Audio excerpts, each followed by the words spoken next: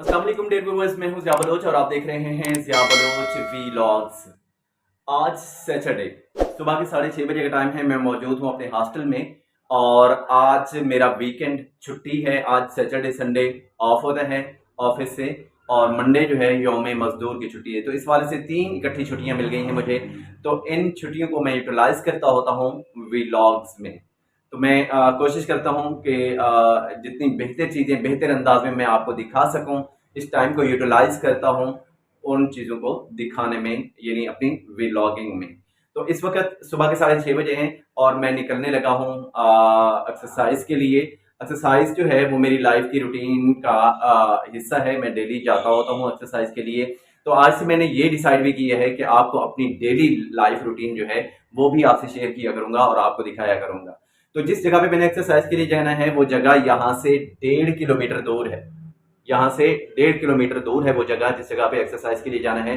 तो चलते हैं एक्सरसाइज के लिए और आपको वहाँ का एनवायरनमेंट दिखाते हैं और दिखाते हैं कि लोग बाकी किस तरीके से एक्सरसाइज कर रहे होते हैं और मैं वहाँ पे जाके क्या करता हूँ। और इसके साथ ही कुछ और भी होंगी अच्छी अच्छी बातें जो कि हमारे व्लॉग का हिस्सा होंगी।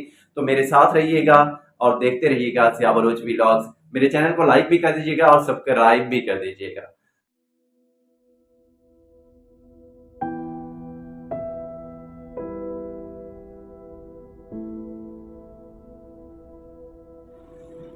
इस वक्त आप देख सकते हैं जी, ये सुबह का सीन है। बिल्कुल खामोशी, सुकून, सन्नाटा।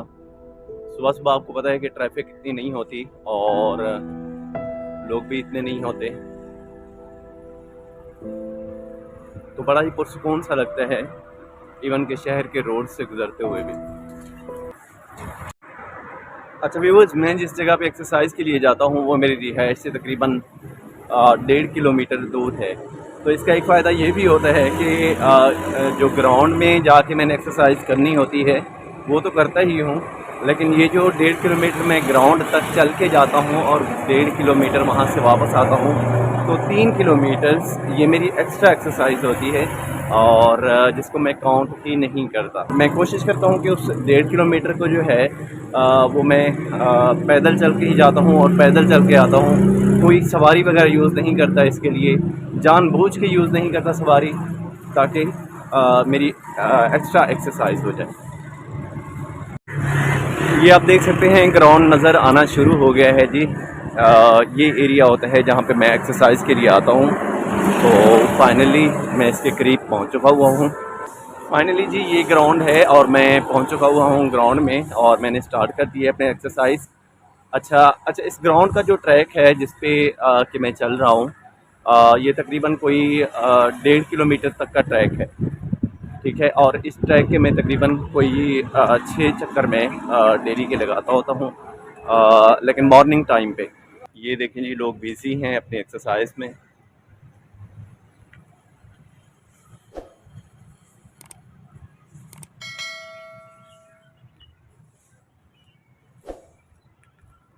जवान बूढ़े सभी लगे हुए हैं एक्सरसाइज करने में। ये जितने भी बुज़ुर्ग हैं ये अपना वो करने के बाद माशाल्लाह कुरान पाक की तिलावत कर रहे हैं यहाँ पे बैठे हुए। और इन्होंने एक्सरसाइज कर ली, ये पूरी उन्होंने कंपनी बनाई हुई है जिसमें ये बैठ के डेली एक कुरान क्लास होती है और ये अपना उनमें से एक बंदा जो है वो पढ़ता है और बाकी लोग उसको सुनते हैं।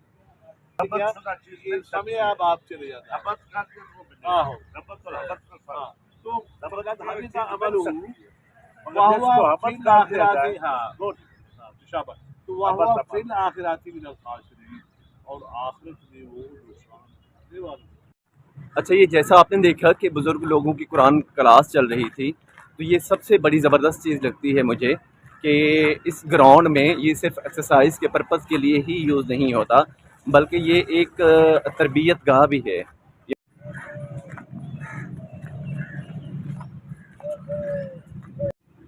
ये देखें जी, परिंदों का माशाल्लाह कैसा ज़बरदस्त आवाज़ें हैं और साथ ये देखें, ये पार्क इंतज़ामिया ने हर दरख्त के साथ ये बने बनाए परिंदों के घर भी लगा के रखे हैं और ये बड़ी ज़बरदस्त चीज़ है।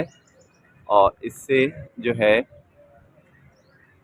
ये परिंदों को शेल्टर मिल जाता है। अभी देखें इस दरख्त के ऊपर कितने हैं, 1 2 3 4 ये 4 जो है शेल्टर होम्स बर्ड्स के लिए, वो उस दरख्त पे थे। और अब इस बड़े दरख्त पे आप देख लें माशाल्लाह, यहाँ पे तो उन्होंने कवर करके भी रखा हुआ है इसको, ठीक है। यहाँ पे लोग दाना पानी डालते हैं और साथ लोगों को अट्रैक्ट करने के लिए ये वर्डिंग लिखी हुई है, दादाजी प्यासा हूँ। यानी यहाँ ये देखें जी, जगह जगह पे माशाल्लाह ये ज़बरदस्त काम किया हुआ है पार्क इंतज़ामिया ने। ये आप देखें, हर दरख्त के साथ ही 3-3 4-4 जो हैं वो शेल्टर होम्स बर्ड्स के लिए बनाए गए हैं। तो ये आपके लिए और मेरे लिए भी सबक है कि आपके और मेरे घर में भी अगर कोई इस तरह के दरख्त हैं और आपका और मेरा माइंड अगर इस जगह तक नहीं जाता, कि तो ये चीज़ हमें एक आइडिया दे रही है कि भाई हम भी अपने घर के अंदर या अपने फार्म हाउसेस पे परिंदों की आसानी के लिए इस तरह के शेल्टर्स होम बना के रखें। ये देखें जी, यहाँ पे लिखा हुआ है जी, लड़कियों कुछ खाने को दो। यानी ये एक ट्रैक है, जॉगिंग ट्रैक है, और इस जॉगिंग ट्रैक के साथ साथ जितने भी दरख्त हैं और उनके साथ ये लगाए गए।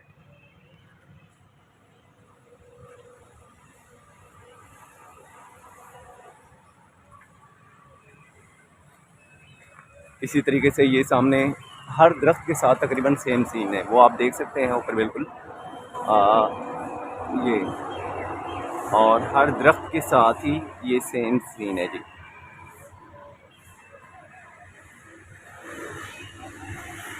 बड़ी ज़बरदस्त चीज़ है ये। और हमें भी इसी तरह अपने घरों में, अपने फार्म हाउसेस पे, या जहाँ कहीं पे भी हम समझते हैं कि ये चीज़ होनी चाहिए, तो हमें वहाँ पे लगा देनी चाहिए परिंदों की आसानी के लिए, क्योंकि ये भी खुदा की मखलूक है और ये भी बिल्कुल उसी तरीके से प्यासे भी होते हैं, भूखे भी होते हैं, और मौसम की शिद्दत से मुतासर भी होते हैं ये। तो ये देखें जी, ये एक और लिखा हुआ है, नेकी कर दरिया में डाल। और इसी तरीके से इस बड़े दरख्त के साथ भी काफ़ी सारे शेल्टर होम्स जो हैं वो बना के रखे हुए हैं माशाल्लाह, माशाल्लाह से। ये देखें जी, एक और दरख्त के साथ। तो इसी तरीके से ये जितने भी दरख्त हैं जॉगिंग ट्रैक के साथ साथ, आपको दूर तक भी दरख्त नज़र आ रहे हैं, उन सब के साथ ये लगे हुए हैं ताकि परिंदों के लिए आसानी हो।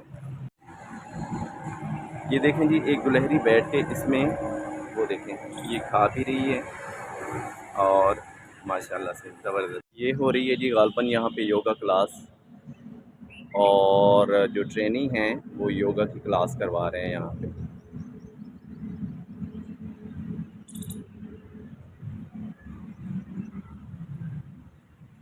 दिन तजर्बा करके देखें कि जब आप उठते हैं सुबह के टाइम पे और आप एक्सरसाइज करके देखें, तो वो दिन आपका मुसलसल सारे का सारा दिन एक डिफरेंट एनर्जी के साथ गुजरेगा।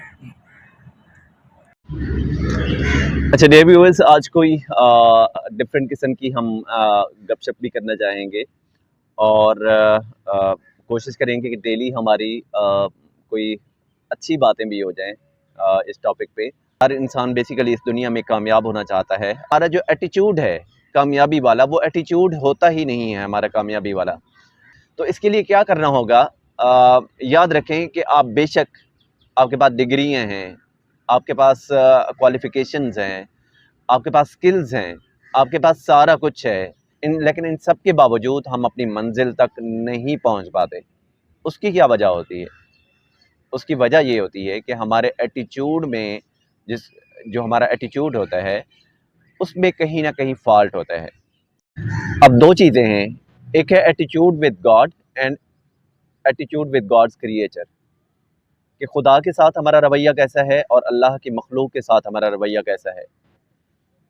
बदकिस्मती से हम अपनी ज़िंदगी में कामयाब होने के लिए हम हर तरह के मेजर्स लेते हैं, हम हर तरह की एफ़र्ट्स करते हैं, लेकिन एक चीज़ जो हम इग्नोर करते हैं वो यही चीज़ होती है कि हम खुदा के साथ अपने मामलात को अहमियत नहीं देते, और खुदा की मखलूक़ात के साथ भी अपने मामलात को अहमियत नहीं देते।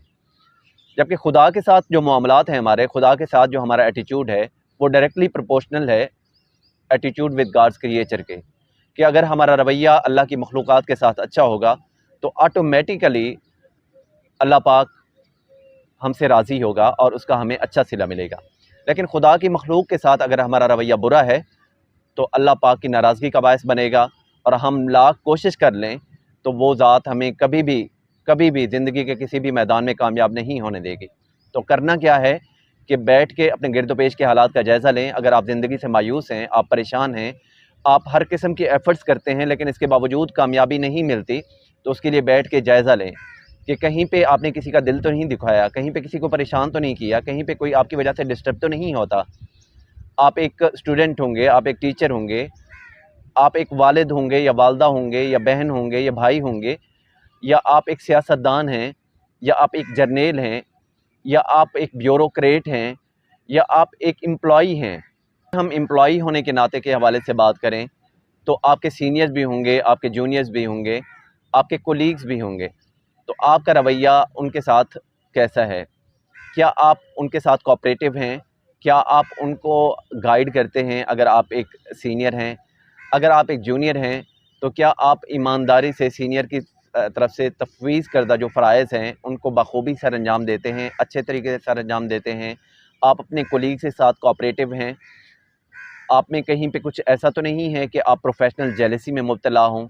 आप में कुछ ऐसा हो कि आप लेग पुलिंग करते हों लोगों की? आप में कुछ ऐसा हो कि आप लोगों के आपके रवैये से लोगों के पेट पे लात पड़ती हो?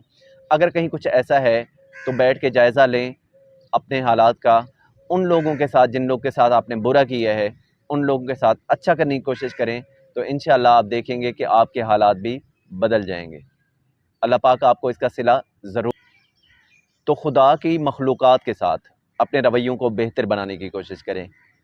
हमारा रवैया खुदा की मखलूक के साथ अगर अच्छा हुआ, खुदा की मखलूक हमसे राज़ी हुई, तो ये चीज़ बायस बनेगी अल्लाह पाक की रज़ा का, और अल्लाह पाक हमारी हर कोशिश और हर मेहनत को रंग लाएगा और हम ज़रूर ज़िंदगी में सुरखरू होंगे। आज के व्लॉग में इतना ही। देखते रहिए ज़िया बलोच व्लॉग्स। मिलते हैं इंशाअल्लाह नेक्स्ट व्लॉग में। तब तक के लिए अल्लाह हाफ़िज़। अपना ख्याल रखिएगा।